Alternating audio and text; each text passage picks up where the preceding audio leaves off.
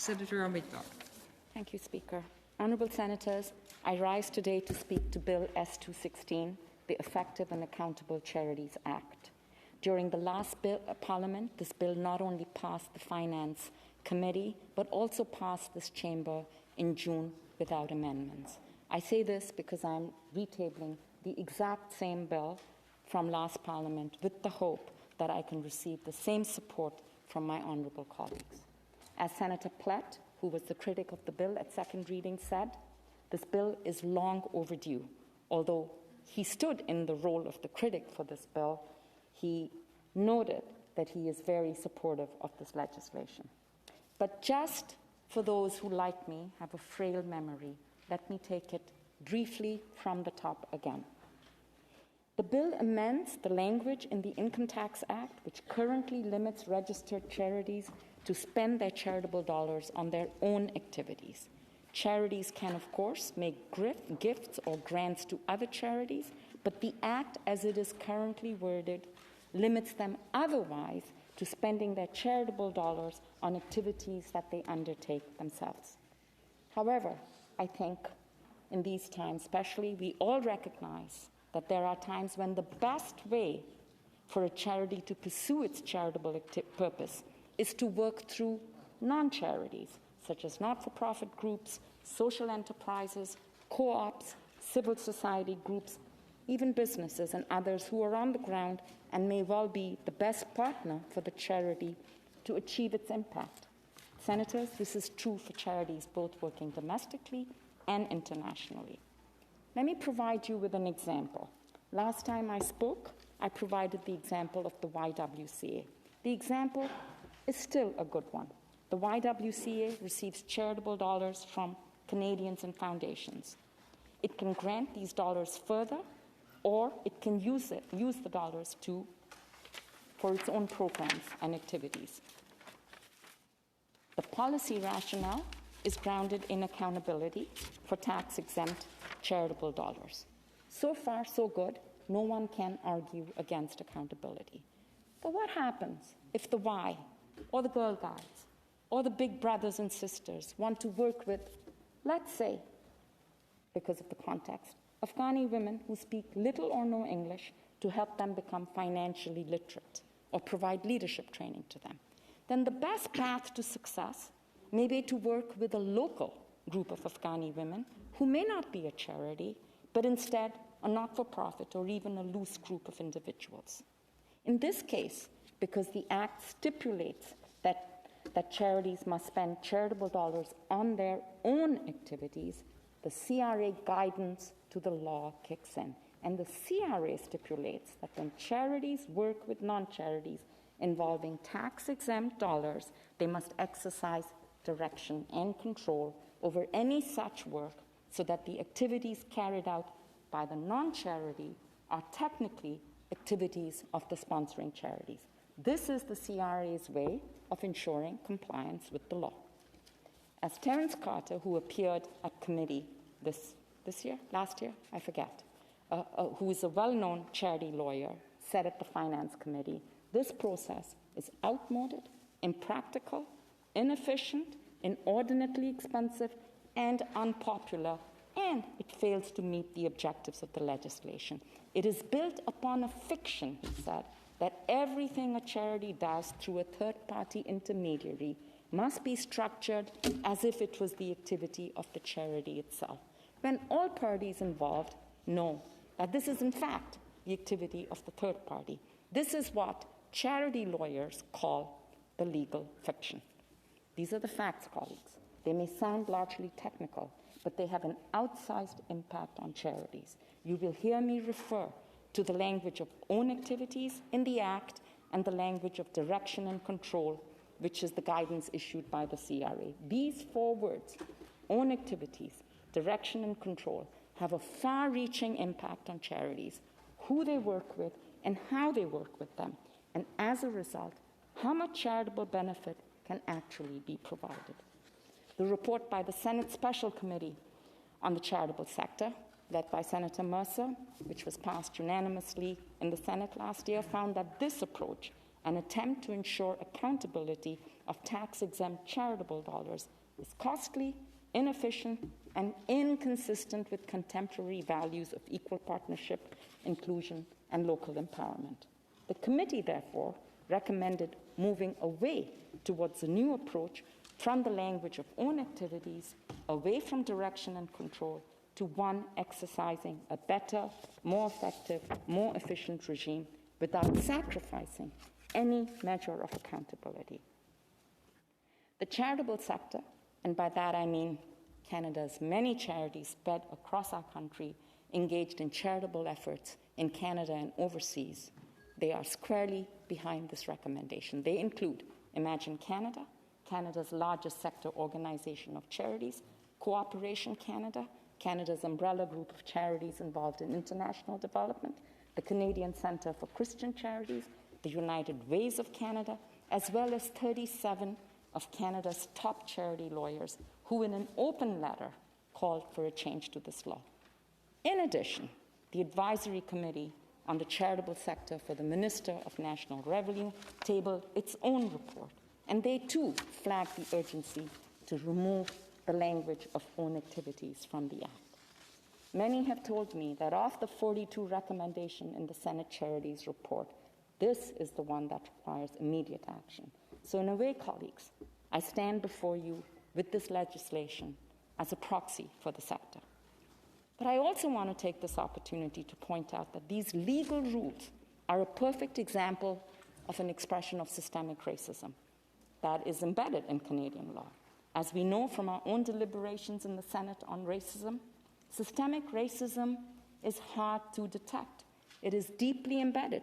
It may not have any intended or unintended victims. It is unconscious. It lurks in dusky corners of institutions, and yet it has an outsized impact on certain marginalized groups. It didn't start off this way, by the way. This particular feature in the Income Tax Act was brought into life in the 1950s, never been reviewed since then. And it was brought into life to ensure that charities and foundations simply did not transfer funds between each other without hitting the ground, to prevent self-dealing. But in so doing, it had this unintended impact, strangling cooperation and collaboration. In so doing, it has resulted in a system which either requires charities to behave in a controlling and oppressive manner in order to be in compliance with the law, or to simply walk away from doing good work. Let me be specific, colleagues. I know it is technical, so examples will provide some context. Let me start with the impact of this law on Indigenous organizations and Indigenous change makers who are not charities. Senator McCallum's deconstruction of racism as it impacts on Indigenous communities yesterday should put this in context for us all. In most cases, Indigenous organizations, if they are not a band council or other form of local government, are not registered charities themselves. The only way they can receive charitable dollars is to consent to a very complicated and expensive agency or intermediary agreement between themselves and the sponsoring charity. I need not describe to you what the two words, direction and control, mean to Indigenous organizations and Indigenous peoples. Any intellectual property which is the result of such an agreement is owned solely by the charity and not the Indigenous organizations. All public statements, including press releases, need approval from the funding charity. Every line item in a budget must be approved and reapproved if there is a minor change. The non-charity may be required to provide receipts, photographs, be subject to on-site inspections, provide minutes of meetings, written records of decisions, and so on and so forth. Every legal document pertaining to the project must be signed by the charity, including leases, contracts, etc. At times, the sponsoring charity may require the staff to be changed. This, colleagues, is not a partnership. It is tantamount to a takeover. It is not a surprise, then, that many charities shy away from funding Indigenous organizations because of, first, the complexity of these rules and not wanting to offend Indigenous peoples.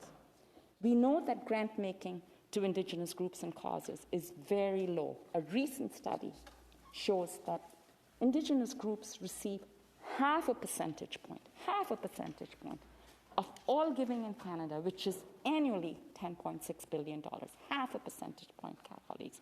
It is no wonder that many Indigenous partners view the law and its application as yet another form of systemic racism. The same story unfolds when you look at racially marginalized groups. It's exactly the same context. The example I provided last time from my own city of Toronto is a wonderful volunteer organization called the Black Daddies Club. It seeks to change the image of the absent Black father that is so prevalent in the media. It assists young men to become better fathers, but they're not a charity. Because of that, they have to deal with the same issues if they want to work with charities. They have to create convoluted and expensive agreements. They have to sometimes be agreed to be hired on as staff of the charity. And as with all other agency agreements, they must sign over their intellectual property of the project over to the charity. As you can see, colleagues, I believe this law puts all partners at risk. It puts the charity and the non-charity. The charity holds all the fiduciary governance and human resource responsibilities, along with the liability and the risk. And the non-charity, on the other hand, must give over control of the project to the charity. No one wins in this scenario. Everyone is diminished. Finally, let me take you for a tour of Canadian charities overseas, for whom this is bread and butter work, daily issue. As we can appreciate, Canadian charities work in far-flung places, bringing health, education, housing, and many other services to them. Many of us in this chamber, no doubt, donate to such charities, but in order to comply with the law, they too have to contort themselves to stay within the law. They need to develop intermediary agreements, which is fine. They must exercise operation control and direction and control over a project that is happening thousands of miles away. Not only are there legal costs to be borne, but there are expensive educational costs on Canadian law that have to be carried out, policy documents, separate protocols and processes. As one example, I will cite the work of Samaritan's Purse Canada. It runs a $300,000 program in Nepal to provide essential health services to children in that community. $300,000 may not sound like a lot of money here, but it goes a heck of a long way in Nepal. It has 7 partners in order to deliver on its charitable purpose. But to be in compliance with the CRA, they are required to have a separate agency agreement with every partner. Separate financial statements, 22 periodic payments, 38 separate reports. With 7 local organizations, this process is 7 times more complex than it needs to be. I have heard charities say that the risk, the administrative burden, the liability is simply too much for them. In addition, Canadian charities cannot participate in pooled funding agreements with other like-minded jurisdictions overseas who pool their funds to advance a common charitable good and create efficiency through pooling. Canada cannot participate in these funds because we cannot exercise direction and control over their funds. Gloria Novovich from Cooperation Canada explained the impact on international charities in this way at the Finance Committee. She said, "It is essentially a broken traffic light. Our peer countries, the US, the UK, and others, consistently operate on a yellow light system. Proceed with caution. Their partners, which have undergone due diligence checks, as this bill would also suggest, can continue their activities as they make operational, context-informed adjustments. They later report on their efforts and demonstrate how they use the funds towards a very specific purpose." For Canadian charities, in comparison, there is a red light, and this is a red light to more effective innovative partnerships in collaboration with other donor countries who do not wish to get wrapped up in 70-year-old legislation. And more importantly, it is a red light to marginalized groups in Canada, to Indigenous, Black, and other racialized groups. Colleagues, I have described the problem. Let me try and describe the solution to you. But before I do so, I'm going to preempt a question that my wise colleagues will no doubt put to me, which is, why don't all these organizations simply become charities? The answer is not simple. First, groups overseas will not qualify for charitable status because organizations need to be resident in Canada to do so.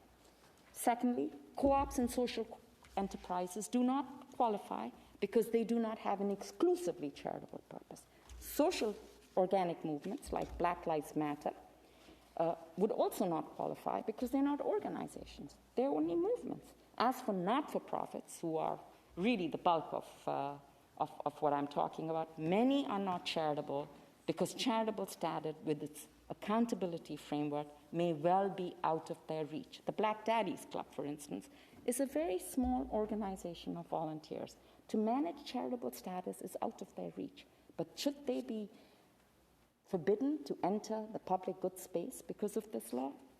Finally, and this was a point that was heard again and again at the Senate Charities Committee, the definition of charity in Canada has not evolved since Elizabethan times. The four heads of charity remain what they are today: relief of poverty, advancement of education, advancements of religion, and other purposes. Other jurisdictions, like Australia, have modernized their definition of charity, and the Senate Charities report identified the need to allow the definition of charity to evolve as an urgent matter. Until that happens, and I'm not sure it will, we are left with the old definition under which many organizations that I have described would likely not qualify. So here's my solution. I propose that we amend the Income Tax Act to move away from the language of own activities to new language of resource accountability. The amendment before you, notwithstanding its length, and it looks complex, but it is really quite simple, it does three things. First, it replaces the reference to charitable activities carried out by itself throughout the Act with two words: charitable activities. Because the Act refers to the language of own activities in so many paragraphs, the amendment is therefore lengthy. But 90% of the amendment is simply about cleaning up the language. Next, it amends one section of the Act to expand the definition of charitable activities to allow charities to use their resources for charitable purpose by taking reasonable steps. And finally, it outlines what these reasonable steps are. They are: before providing resource to a person who is not a qualified donee, the charity must collect information necessary to satisfy a reasonable person that the resources will be used for charitable purpose by the person who is not a qualified donee, including information on the identity, experience, and activities of the person who is not a qualified donee. And B, when providing resources to a person who is not a qualified donee, it establishes measures, imposes restrictions or conditions on otherwise takes action necessary to satisfy a reasonable person that the resources are being used exclusively for the charitable purpose by the person who is not a qualified donee. There are also clauses about coming into effect and reviews.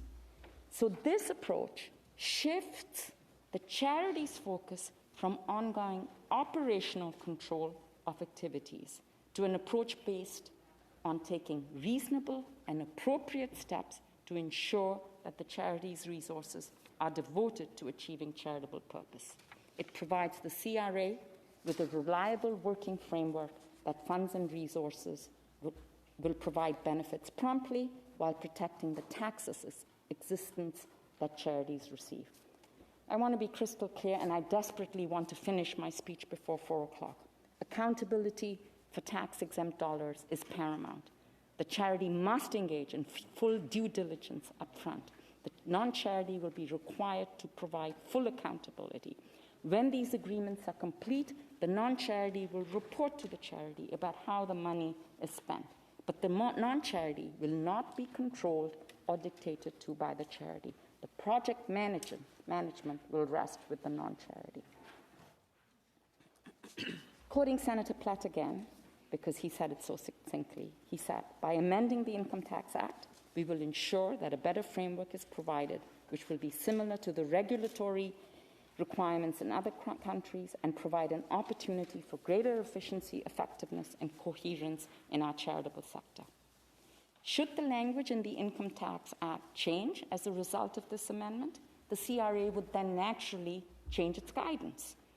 The CRA may well choose, through consultations, to finally ask charities to report on their annual reporting form a simple question: how much money did you spend with non-qualified donees? That would be a signal. Some have asked me whether this law will prevent charitable dollars from falling into nefarious or rogue hands, especially into the hands of terrorist-related activities. My answer to that is unequivocally no. Let me explain why. First, terrorism financing by rogue charities is rare. Only 8 charities out of 85,000 in the last 2 decades have had their charitable status revoked. Secondly, Canada has anti-terrorism legislation embedded in the criminal code. There are institutions like the RCMP, CSIS, FinTrack, and Five Eyes. Outside of this, we have an Anti-Terrorism Act, and Part 6 of that Act lays out a number of processes, including the process for a charity's revocation if its resources are made available, either directly or indirectly, to any listed terrorist entity. Further, the BIA that we passed last June provided additional tools to the government to go after rogue charities. The measures that we approved in the BIA allowed the Minister of National Revenue to immediately revoke the registration of a charity upon its listing as a terrorist entity without going through judicial process. Colleagues, I finally want to address the question of what do other jurisdictions do?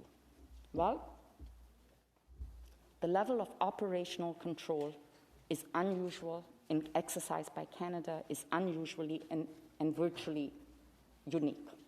The United States, which is the most security-conscious regime in the world, uses a similar model, and they use the language of expenditure accountability. We are using the language of resource accountability.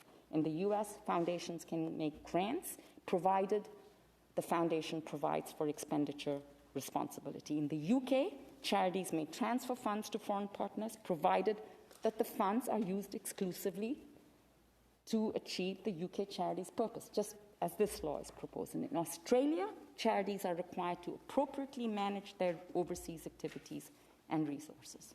In closing, let me reflect on the role that charities have played in the dark hours of the COVID crisis. They have been at the front lines, providing services to Canadians, essential services, food banks, shelters, mental health counseling service.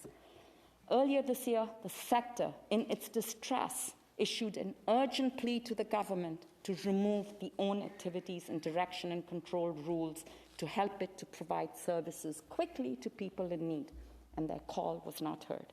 It is indeed high time, colleagues, to heed their call. Let's not make it so hard to do good, especially at a time when we need a strong charitable sector in Canada.